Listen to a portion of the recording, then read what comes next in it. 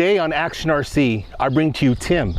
Tim, we're out here at our local club out here in Visalia, California, and you guys are doing Aerotow. Tell us about Aerotow.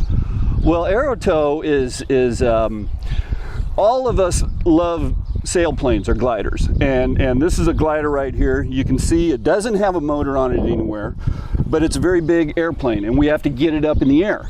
So what we use is power planes. There's one in the background there, power planes to pull them up in the air. It's very similar to what they do for full-size gliders. Now, on average, what is the average weight for a glider? Well, there's lots of different weights because there's lots of different sizes or scales of gliders.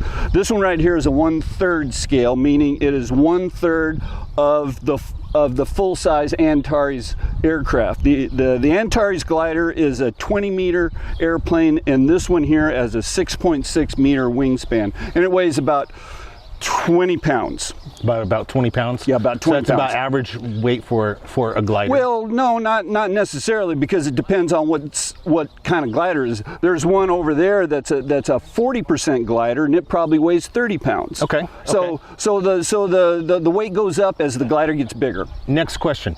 The tow planes, on average, what is the biggest amount of plane can they pull up? We've got planes here that have 180 DA engines in them that'll pull up half-scale gliders, close to 50 pounds. Okay. And on average, how many pulls can a tank of fuel get in one of those? They do it by time, the elapsed time that they've been out pulling, and they'll pull for 35 to 40 minutes. Okay. Yeah, and it's probably 7-8 tows, something like that. Okay. Let's talk about your glider here. How many flights have you had on this one, and how long have you had it? Oh, I've had this one 5 years now, and I probably get 20-25 flights a year on it, so I probably got 100 flights on it. And what's a flight characteristic about this particular plane that you enjoy? This is modeled after what they call a GPS racer, or a racing glider. It's got a very high aspect ratio wing, which means the chord to the length is a very high number, and it makes the plane very slippery, so it can go through the air very quickly. Right now I have it full of ballast. I've got another 10 pounds of ballast in here, so instead of 20 pounds, now it's weighing more like 30 pounds. And with more mass, you can get more speed out of the glider. So I'm doing what we call GPS racing, where we go around a triangle as quickly as we can and get as many laps as we can in 30 minutes. Well, if your plane flies faster, you can get around the triangle quicker. Okay. And tell me about your transmitter and receiver system setup that you have in here. I use a Spectrum system.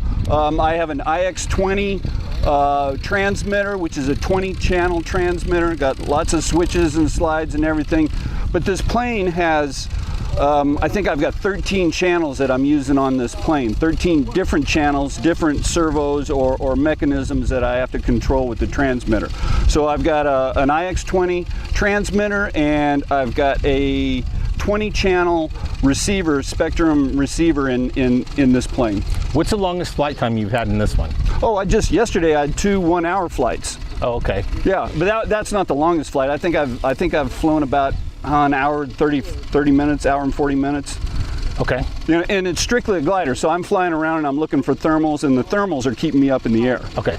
Because it's just like any other airplane. If you don't have up air, it's coming down. Nice. Well, we're here. We got coverage of the event for today. Thanks for being on Action RC. I appreciate it. You bet. And here comes the video.